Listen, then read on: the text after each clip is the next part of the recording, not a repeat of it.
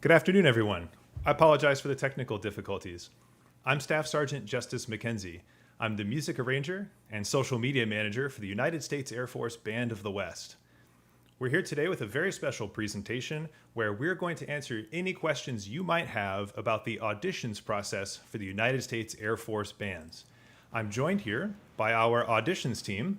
I would love to introduce them to you or have them introduce themselves, beginning with Staff Sergeant Michelle Von Haug. Hi, Michelle.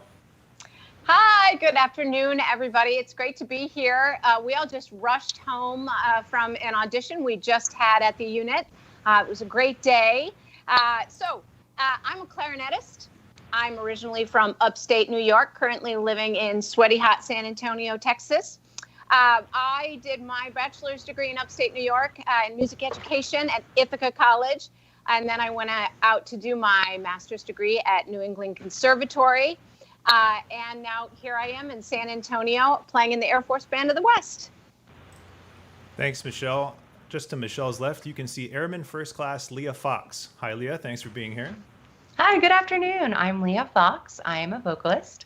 I got my musical theater BA from Point Park University in Pittsburgh, Pennsylvania. I'm originally from Erie, Pennsylvania, and I spent the earlier part of my professional career doing the Broadway, off-Broadway auditioning circle gigs in New York City. So I'm really happy to be here. Thanks. And below the two of them, you can see Senior Airman Ed Kneckel. Hi, Ed. Oh, Ed, your microphone's still muted. Hello, Justice. There you go. And everyone else out there. Justice, thank you so much for having us here today. I'm the pianist with the band. I'm from Hartford, Connecticut, and I've been a pianist for most of my life. Growing up, you could have found me playing in jazz groups, gospel churches, jam bands, you name it, Latin big bands. So somehow the road I've had in life has landed me here, and I've been with the Band of the West for about 3 years now, living in San Antonio like everyone else here on the panel. Great to be here. Awesome. So you get a sense of the breadth of experience, diversity of backgrounds that our auditions team represents as part of the United States Air Force bands. I'd like to take a second to remind you that if you have any questions about auditioning for or being a part of the Air Force bands, go ahead and type them in the comment section. We can see those pop up and we'll answer them as best we can. So just to begin, sometimes there's a bit of confusion about what it means to be a musician in the Air Force bands. Is it a full-time job, and is that job just to be a musician? Yes, Justice, I'll take that. Yes, 100%, all day, every day. We are our craft. I play in a clarinet quartet for the unit. I play in the concert band, and I also play in the ceremonial marching band. And yes, 100% of, well, almost 100% of my job is to be a clarinetist. And when you say almost 100% of your job, are there non-musical duties associated with being in the Air Force bands? I'll take this. Okay, so you have to be a well-rounded artist now. I find that every musician is now their own social media manager, now their own tour manager. They have to keep track of their own music. But in the Air Force, we have a lot of people to do those jobs. It falls under the umbrella of administrative work, but still within the same vein of being a musician. So all of our non-musical duties are still musical in that sense. Right. And so would you say it's fair to say that being a musician in the Air Force bands, those non-musical duties don't really impede the feeling of being a professional musician? Not at all. They are very much in line with what we do. For example, Ed, Michelle, and I are in the audition shop. So it is our job to find the next greatest, best musicians to come join us. But there is someone who runs our social media. We have our ops reps who find out where we're going to be going on tour. We have our supply shops, making sure we have all up-to-date music and musical equipment. And we have our transportation shop, making sure we can get to where we need to go when we can get there. What other shops am I missing, guys? I could think of the library. Mention the library. Yes, we But mentioned the library. all of these administrative duties they exist to help the band go around, right? And I think that's a really excellent point you make about musicians, particularly freelance musicians, having to be all of these things for themselves. And I think it's wonderful the way we have these non-musical duties spread out amongst our band members to help the musical mission happen. So when we're talking about auditioning for the bands, do you need a college degree to audition? Do most of our members have a college degree already at the time of their audition? Well, Justice, I'll just give a little insight onto this one. So it is definitely not required to have a college audition, have a college degree in order to audition. But it is also very common to find most Air Force bandsmen having at least an undergraduate degree. But there are people that have a breadth of experience, as you alluded to at the beginning, that are able to come into the audition and understand the diverse amount of musical styles needed to fulfill the job here with the band. And there are others that have gone from bachelor's to master's, like Sergeant Von Haug, to doctoral degrees, and come in with a breadth of academic as well as performance experiences. Yeah, I know, correct me if I'm wrong, Ed, but didn't you complete your doctorate while you were on active duty? Yes, I am a sucker for punishment, and so I worked on my doctoral degree, finished it this past summer, while also helping raise 3 young children with my superwoman wife, Sarah. Yeah, no doubt. So if you don't need a college a degree, we don't require that you have that pedigree at the time of your audition. Well, how trained exactly are the people who are auditioning? I mean, what type of performing experience do most of these people have? Well, Justice, that's really can be very different depending on the instrument. And I am only going to speak for myself here as a clarinetist. I had a lot of experience in the chamber music world, and really mostly through my collegiate experience in the wind ensemble world. And it was those kind of experiences, both in the collegiate setting and also in the professional setting, that gave me the kind of skill set I needed to be able to jump into a wind quintet, a clarinet quartet, or a concert band with the Air Force Band. Because when we're auditioning any of our instruments or vocalists, we are looking for the expectation that you can go from basic training straight to the stage. There is no other training involved in doing our gig. Yeah, that would be a really key distinction for the Air Force bands, right? The Air Force bands are the only branch, if I understand correctly, who does not require any training after basic training. That is correct. Yeah, I know I was very happy to hear that when I got out of basic training. I was going straight to the job. So Leah, can you talk about, you obviously have a different performing background than Sergeant Von Haug does. So what type of professional experience do most of the vocalists who are coming into the career field have? That also is really a diversified pool. We have people coming from musical theater. We have people who were regularly gigging in their own bands, doing their own thing, to classically trained vocalists who are able to put on a different hat for every style that they are asked to do. I also just want to piggyback on the fact that we really aren't kidding that our musicians are able to get right on stage from basic, because within 14 days of me getting out of basic, I was on stage performing with our concert band. So we really hit the ground running with the Air Force bands. That's right. I think I remember doing the arrangement for that. It was at Yes. our Fiesta concert. Yes. That's right. We don't mess around. That is for sure. And lastly, I think this is a really valuable perspective to hear from you, Ed, as a rhythm section player, just because rhythm section players and wind players and vocalists all tend to have not only different backgrounds, but different experiences while they're on the gig here in the Air Force. So for our rhythm section people who might be interested in joining, what type of professional experience are we looking for, or do you find is most typical of people who wind up winning the audition? Right. It is a special bag with rhythm section players. In my particular case, I often self-identify as a jack of all trades, master of none. And it's a little self-deprecating, but it's really driven me towards the diverse number of musical experiences that I've had throughout my musical career. And we look for very similar experiences with rhythm section players. For example, they should have a foundational understanding of Latin rhythms and Latin styles. They should be able to go into the tradition of bebop playing, and as well as modern jazz playing. They should be able to be excellent readers of music notation, because there will be challenges where they are asked to fit into a classical type ensemble with the concert band.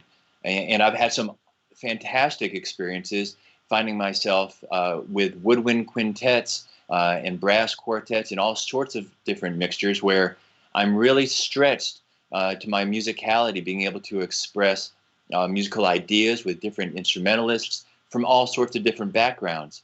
So we're looking for a breadth of understanding and solid foundations in harmonies, in rhythmic complications, and just a very curious outlook for diverse musical styles. But really, even underpinning it and working through all of these experiences, we're really looking for people that can be team players, people that are musicians, but also enjoy the thrill of working with others.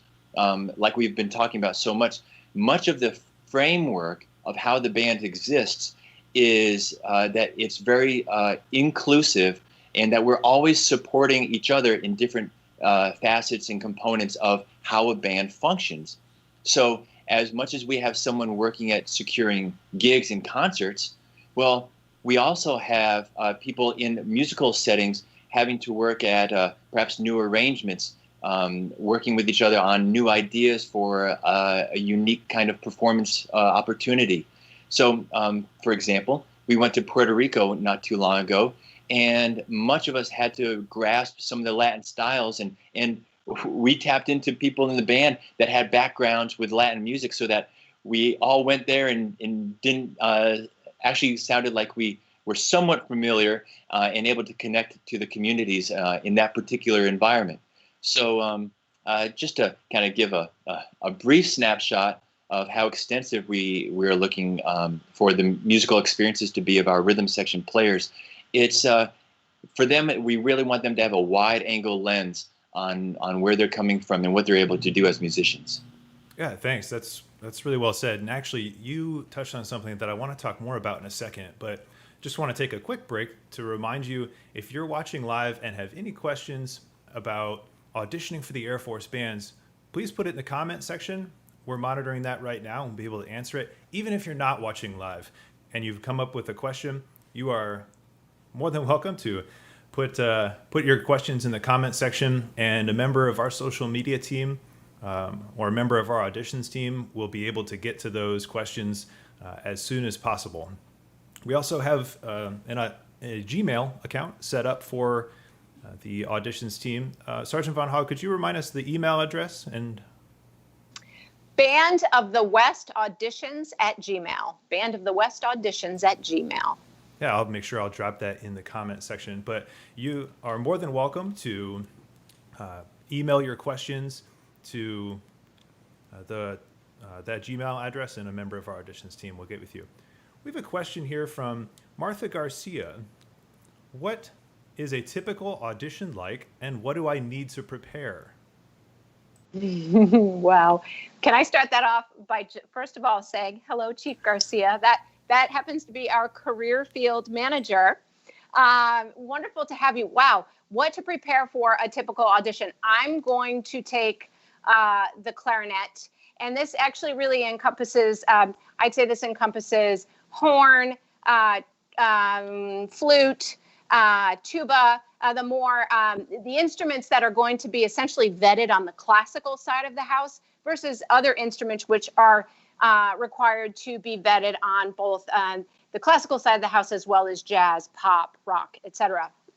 So for a classical musician, what we're going to submit for pre-screening is going to include really what you can expect to see on an orchestral audition. You'll be doing part of a concerto or a major solo that is typically part of the core repertoire of that instrument.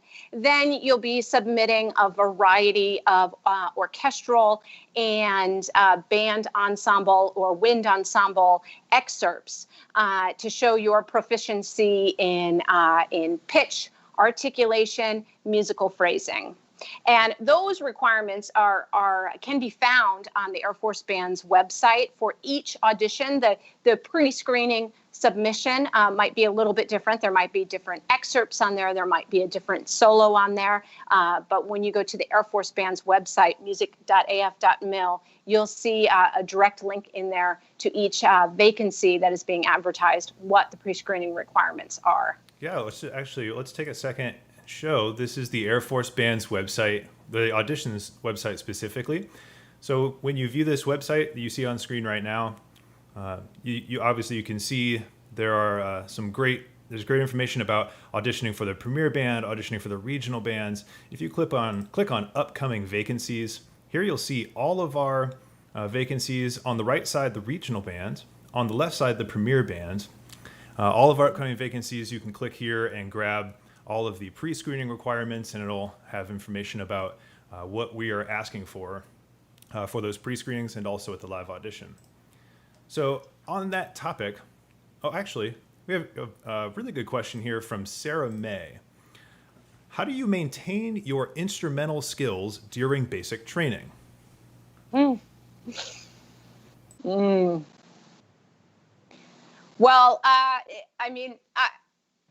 when I was at basic training, I went through the drum and bugle corps flight, and that is typically a requirement for all musicians coming into the Air Force bands, either premier or regional. It was difficult. I'm not going to lie to you. It was difficult because I did not get to play the clarinet at basic training. I was given a bugle, and fortunately I have a music education background, so playing the bugle wasn't that terrible, but it definitely was a very different embouchure. But I have to say, for me personally, that time away from my instrument, about 7 to 8 weeks total, was a great time for me to really look inward and to really musically reflect on all the work I had done to get me to that point, to get me hired with a full-time performing job.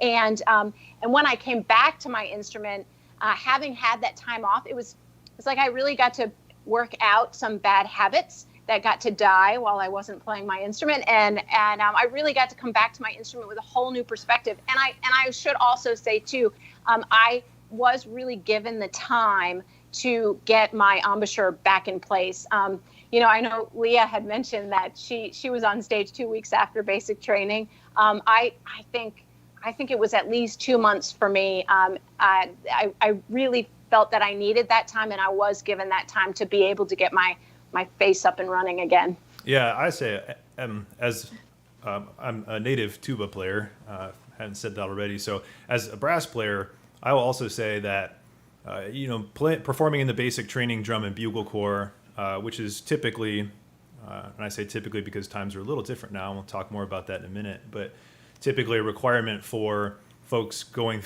musicians going through basic training is playing in the drum and bugle corps. And playing that it's not a substitute for a real practice session, but I know it definitely in my case, and everyone that I've seen come out of basic training, all of your bandmates are going to be super understanding and supportive. We all did it. We all understand what it's like, and you need some time to kind of get your chops back. And we have all the faith that people can and will do get back to the highest levels of professional musicianship. So we've mentioned regional bands and premier bands a couple times now, and this is, Ed, what you kind of touched on that I would like to hear, maybe Leah could expound upon for us, is that idea of a breadth of musical responsibilities, but opportunities. versus in the regional bands versus in the premier bands where you might be only in one ensemble? Do I have that right? Yes. For the premier bands, you will be in one ensemble, and that is your go-to. That is your everyday rock music, jazz music, or a classical, or perhaps even singing sergeants, a choral ensemble. Whereas for regional bands, we are asked to wear many hats and wear all of those hats with the same proficiency, which is to the professional level. So in the vocal auditions, we'll have you do jazz, pop, rock, country, with the expectation that those all sound very different. And I can't, for our vocal audition coming up, I just want a little pro tip, cannot emphasize enough to lean into those genres so that we can see you can wear all of those hats. So yeah, I just wanted to put that little tidbit in there for any of our vocalists watching. For your submission, we really want to see that you have a good handle on all of those. And you will be at the Actors Pro Expo, especially searching for vocalists upcoming, right? Correct. We will have a seminar describing what we're looking for specifically for vocalists, sort of go through a day-to-day what that looks like, show our global and within state impact. And it's just going to be a really cool experience, and it's absolutely free. All you have to do is go to the Actors Pro website and sign up. It's going to look like you're purchasing a ticket, but it's $0. And I believe that they'll send an email to remind you because for goodness sake, so many things are coming up day to day. It should remind you, hey, we're going to be September 13th at 3:15, and we'll have other vocalists on the panel. Again, a great opportunity for you to ask vocalist-specific questions, and just a really fun time to connect with us. And we're so excited to be there. Awesome. We've dropped a link with more information in the comment section. And speaking of the comment section, we have a great question from Caleb watching in Mississippi. What are the procedures for non-music duties? Does this apply to everyone, or does it vary based on location, ensemble, rank, etc.? How did we decide who gets what administrative duty to do? I'll take that, and maybe Ed can extrapolate on it a little bit. So as Leah was explaining earlier, we are a self-run organization, meaning the tour doesn't happen, the gig doesn't happen without us in the unit, the musicians, being a part of every aspect of making that happen, whether it's, corresponding with a teacher at a local high school about bringing a quintet in to work with the students there, or if it's playing a retirement ceremony for another unit on base. Someone's job is to be the point communicator, or we call it operational director. We do have, we are in the military. Let me just say that out loud. You can see I'm wearing a uniform. We're all wearing it. We are all in the active duty Air Force. And our job is to support the active duty Air Force in much in the same way as our colleagues in any other job in the Air Force. But so we do have, training sometimes that we have to do. It changes a little bit here and there, but we do have to shoot a gun about once a year. We go to the shooting range and they show us how to hold a handgun or hold an M16 or an M13. For those of us musicians who deploy, they do a lot of additional very military heavy training to prepare them to go overseas. But I'm gonna pass this over to Ed and Sure. see what I haven't hit there yet.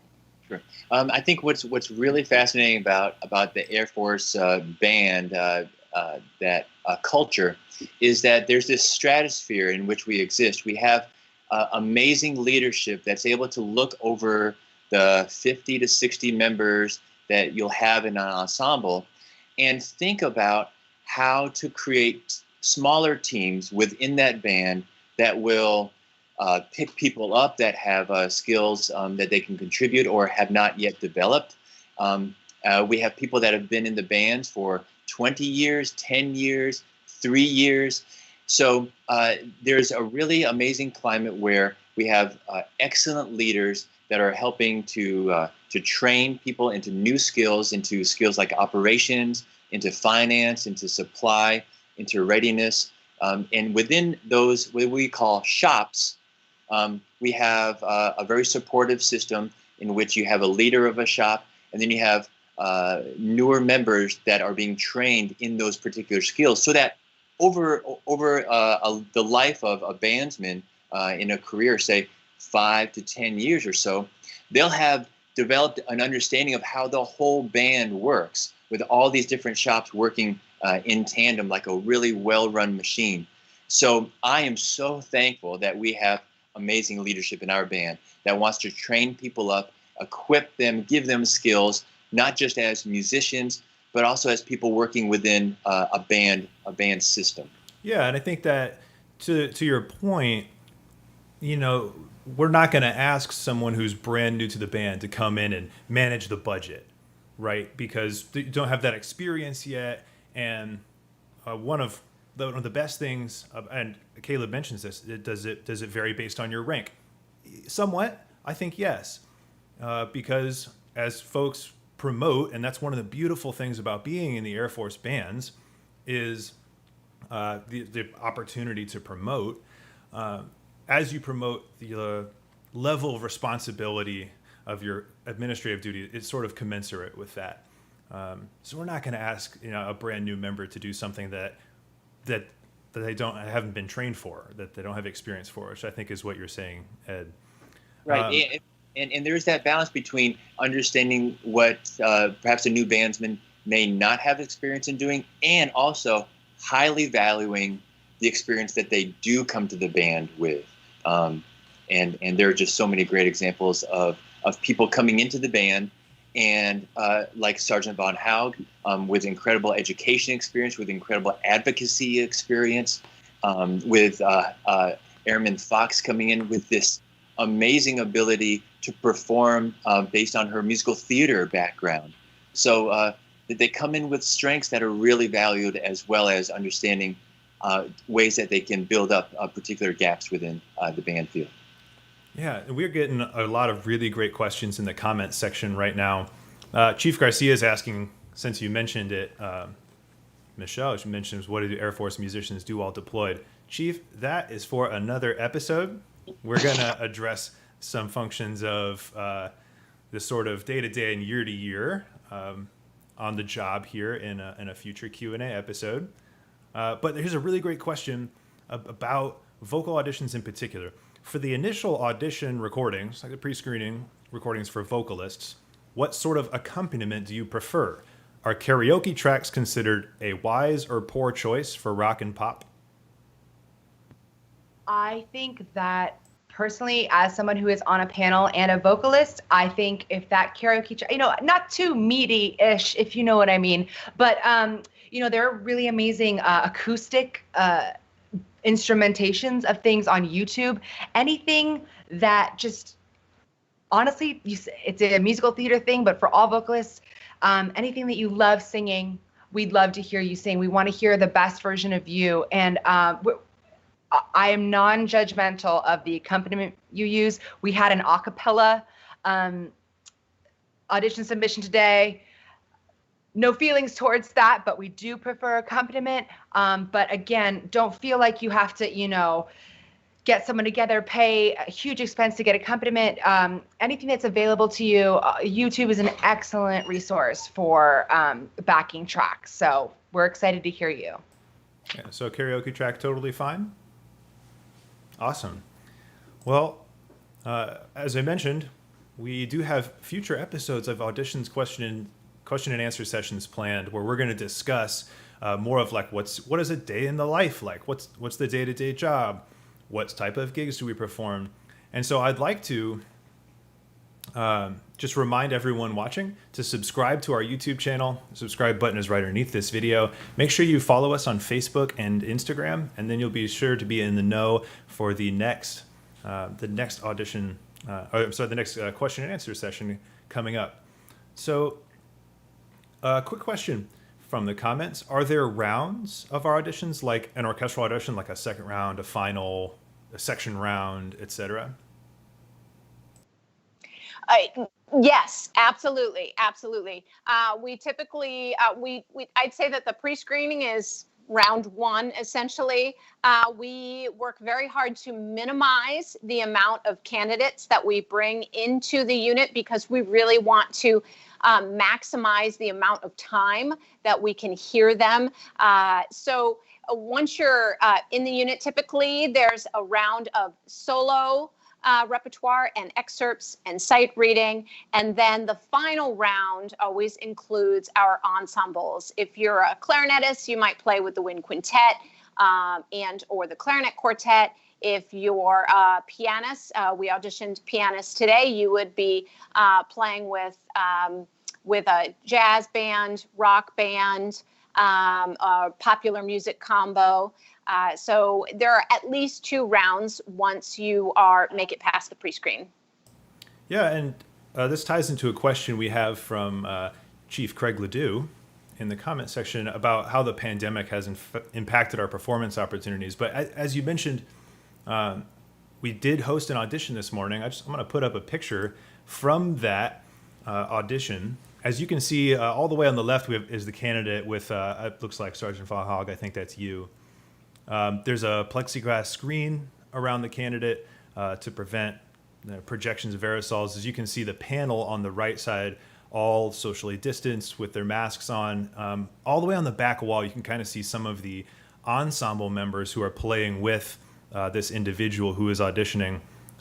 Well spread out. We're in a very large room, and right in the foreground, you see an audio engineer who is recording the audition for us, mixing the live sound. Could you guys just talk about if there's anything else we should know about the precautions that are being taken when it comes to hosting a live audition?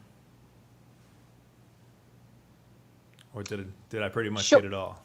Well, I think if we add a couple things on there, we are very cognizant of who is auditioning when. So I did mention that we auditioned pianists yesterday and today, but we also auditioned a trumpet player. Now, we know from research that is already in place that a trumpet player would emit a greater degree of aerosols than a piano player would. In addition, a piano player can wear a mask the entire time that they're playing. So we make sure that we put ample amount of time after any candidate who does, in fact, emit aerosols, such as a trumpet player. In this case, we put our trumpet player last so that those aerosols could settle as everyone left the room. We're just very cognizant of what is really essentially the aerosols coming out of the instrument and when we schedule them and how much time we put in between each candidate. At this point, we're only bringing in 3 candidates per audition day to really be able to stretch that out and keep the air as safe and clear and clean as possible. And not to mention all the sanitation procedures that are in place. Oh, yes. Of course. So one more question from the comments, and then maybe we can get things wrapped up. We have a couple people that have asked the question, where you audition, does that have an impact on where you ultimately get, like which Air Force band you get stationed with?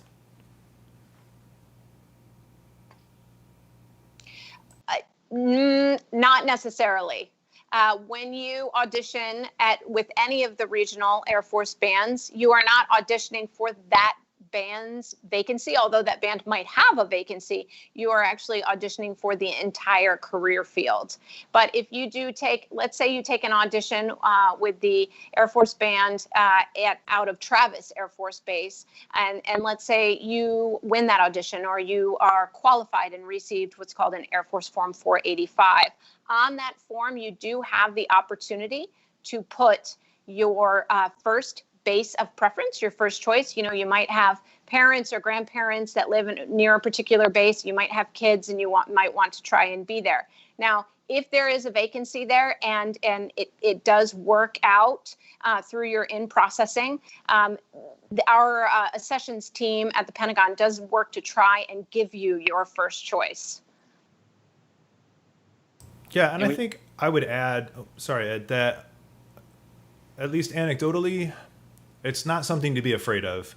I had my audition for the Band of the Golden West, or hosted by the Band of the Golden West, which is the one that Sergeant Von Hogg brought up out at Travis Air Force Base in California. At the audition, actually two of us won. They hired two tuba players, and the other winner stayed at that vacancy, and I was sent to a vacancy with the Band of Flight in Dayton, Ohio. And that opened up a whole different breadth of opportunities for me that I didn't expect, and I don't know that I would have had in the Band of the Golden West. And obviously now I'm stationed with the Band of the West here in San Antonio. And the ability to move around and sort of have some flexibility in that way has also been really important for my development as a person, I think. And I've really enjoyed learning about the different lifestyles in different parts of this country. And indeed the world, as Chief Ledoux points out, he asks, could you be stationed overseas? A question for the room. Yes, we have both CONUS and OCONUS locations. But I just before I wanted to just say something really quickly. Moving is terrible. It's so stressful, but I just want to emphasize so much that the Air Force does such an amazing job of supporting their people. They have people to come and move you, to pack your things. And when you move to another base, they will give you time to find your house, to get settled. There is so much humanity within the military that I feel people tend to just not be aware of. And although the idea of moving all the time does seem daunting, there's so many resources that we have that make such a large task so much more manageable.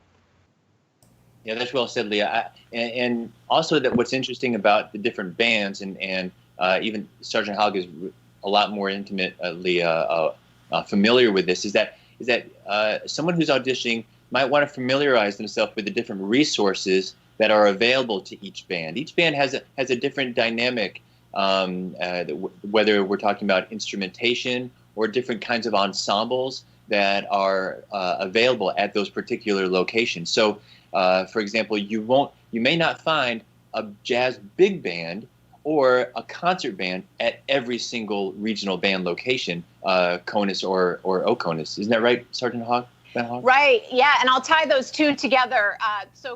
CONUS means here in the United States, and OCONUS means overseas, but that OCONUS, Hawaii is considered in OCONUS, I believe. Oh, I think I got that right. Oh, thank you.